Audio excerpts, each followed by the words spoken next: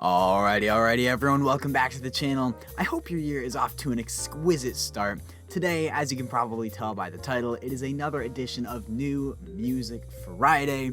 The releases really slowed down as we got closer to the end of the year, and I also got busy with year-end content, so I sort of pushed it aside for the bulk of December, but it is back, fresher than ever, and despite there not being a large quantity of releases over these last few weeks, man, were there some pretty significant ones that I will be going over in this episode. Be sure to like the video if you enjoy, subscribe if you're new. Without any further ado, that rhymes, we're going to jump right in with the most notable, buzziest single, not only in this video, but in recent memory. It is, of course, Flower Shops by Ernest and Morgan Wallen. Mr. I'll take your roses. At last, after all the waiting, all the teasing, all the promotion, Flower Shops is out on all streaming platforms. It's available now. You can and should go listen to it. Obviously, I made a video about Flower Shops a few days before it came out, so I figured it'd just be overkill if I made another separate video on it, but regardless, we're here, the song is here. What do I think about it? Well, overall, I still think it's spectacular.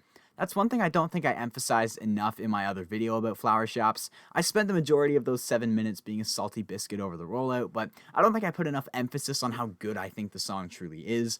As for the studio version, I think it came out really slick, although I could play devil's advocate in a few spots, mainly because I've heard the song so many times, so many different ways, I subconsciously began making my own Frankenstein of Flower Shops based on my preferences from different performances, and the studio version is just another version. There's certain elements from the podcast performance I prefer, certain elements from the live performances I prefer, and certain elements from the studio version I prefer. But with all of that in mind, the one major aspect of the studio version I wasn't huge on was the delivery from both Ernest and Morgan. Just the way they articulated and syncopated the lines felt really constricted and choked, mainly just unnatural. I prefer the more slurred delivery style from the previous performances, whereas the studio version feels much more chopped and artificial, rather than "It's a beautiful day, she's been crying all night over this." It's more, the studio version's more, "It's a beautiful day, she's been crying all night over this." You get what I mean. I also wish we got that Willie Nelson solo in the bridge. There'd be like a little Willie Nelson solo. But what can you do? I just think that would have added a lot of character to the track as a whole. It really stands out from the mainstream being super neo-traditional, but I think a defining characteristic like a Willie Nelson-esque guitar solo really could have separated the track further from its neo-trad colleagues. The element I would say I was most impressed by, even if it's a bit vague, would have to be the production on the instrumental. It's so strong, and although I was preparing for a softer, sadder, ballad-style approach, I really like what they went for here with the super full band, thick layers. It caught me off guard in a similar way that 14 Gears by Midland caught me off guard when the studio version first came out, which is also a good comparison because stylistically I think you can draw a lot of parallels between Flower Shops and Midland's Let It Roll record. But where Mark Weistrack would finalize the track with some glossy, polished vocals, Ernest and especially Morgan propel the track with their tougher, raspier vocals that add a lot of grit that works really well. I absolutely love when the band walks back in during Morgan's verse. It's just got so much punch and flavor that rubs off really well.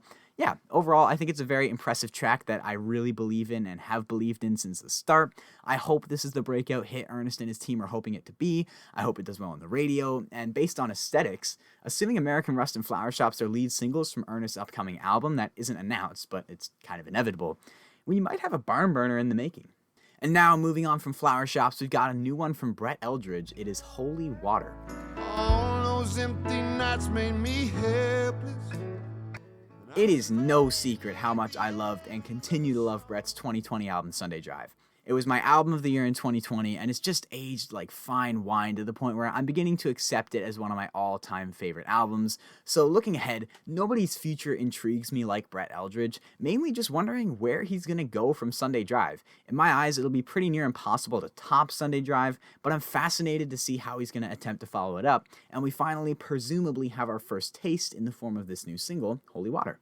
After giving it several listens and a few weeks to digest, it definitely grew on me, but I still think it's one that I will enjoy more in the context of a full album. It's a slow burner despite only being 2.5 minutes long. The first 2 minutes is super stripped back with just Brett's vocals and a very grand piano and some distant harmonies in the chorus. But then that spark really turns to flame in the last 40-ish seconds when some super grand percussion comes in, we get a super slick electric guitar solo, and then the big climax of the final chorus. I love how he did a little Rascal Flatts move, stripping everything back at the start of the last chorus, but then having it all come crashing back in.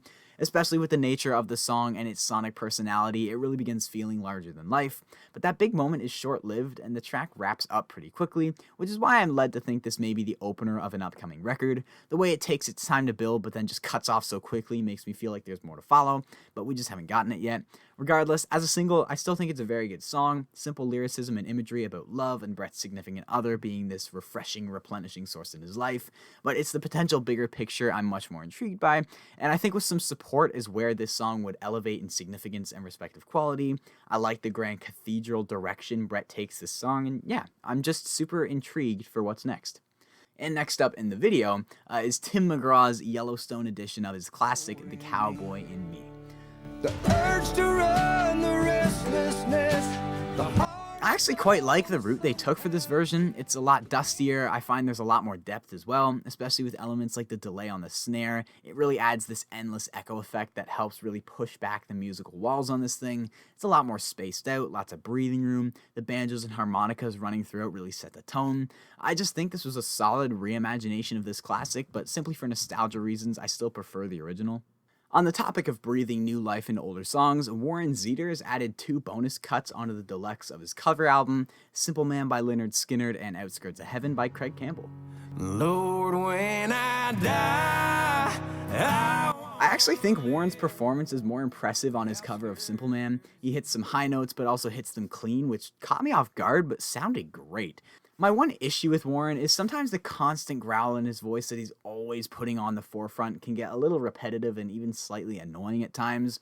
So to hear him throw some variety in his delivery at us was super refreshing in my opinion, but with all that in mind, the real talking point here is his cover of Craig Campbell's Outskirts of Heaven, featuring Craig Campbell. Outskirts of Heaven is just such a feel-good song. Since it's not Warren's song, obviously the talking point is what he did with it, and I don't think he could have done any better on it. He balances his delivery super well, going from soft to harsh, quiet to loud, raspy to smooth, and it all flows so effortlessly. Also, since it's such a simple track with just an acoustic and vocals, Craig's harmonies in and out of this track add a lot of juice and really help the track feel extra full. It's one of those songs that's hard to mess up, but simultaneously I think Warren really did an exceptional job on it. 2022 is going to be an interesting year for Mr. Zeiders, and I'm interested to see how it's going to pan out.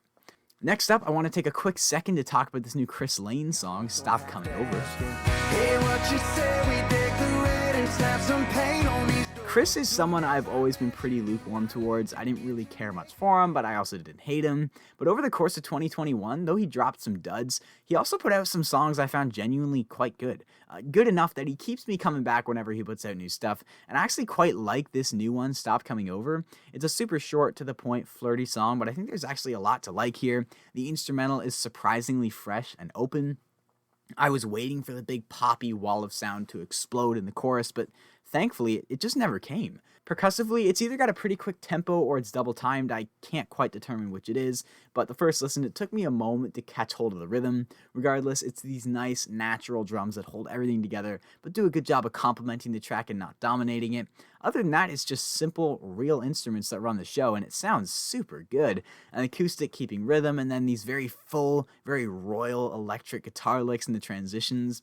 The chorus has a catchy hook. My only real complaint about how it came together musically is I find in the verses Chris can be moving a little too fast. He's almost rapping, and especially with the chorus being pretty rapid as well, the vocals just don't provide the change or break I think they needed. But on the other hand, lyrically, I think it's one of the more clever seduction songs I've heard in a while. It's similar to Boyfriend by Hardy, just a super slick way of Chris hinting at marriage to this girl and saying how she should stop coming over and start coming home. As I said, I think there's a lot to like with this new track. Give it a listen. It's hardly 2 minutes long, so it's not a big investment by any means. And yeah, Chris Lane, slowly growing on me. And lastly, I've got a new one from Brent Cobb, who is now just weeks away from releasing a brand new album, and this new one is titled When It's My Time. When it's my time, I'm gone. When It's My Time is all about accepting death, and it's quite a spiritual idea of knowing and trusting that this divine power has everything planned out for a reason, and because Brent believes in God, he's just saying when it's his time, he's gonna go, he's not gonna try and drag it out. He believes whatever he was supposed to do on Earth, he's done. I don't know. It's a very accepting song that his laid-back delivery helps convey. It's an interesting but understandable view of death. Instrumentally, it almost gives me like Gabe Lee, Emmy Lou vibes with the grand piano, the subtle organ, which also adds to the whole spiritual complex it's built around.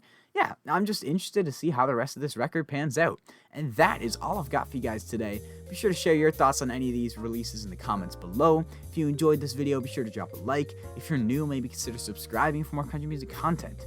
And yeah, until next time, have a great day.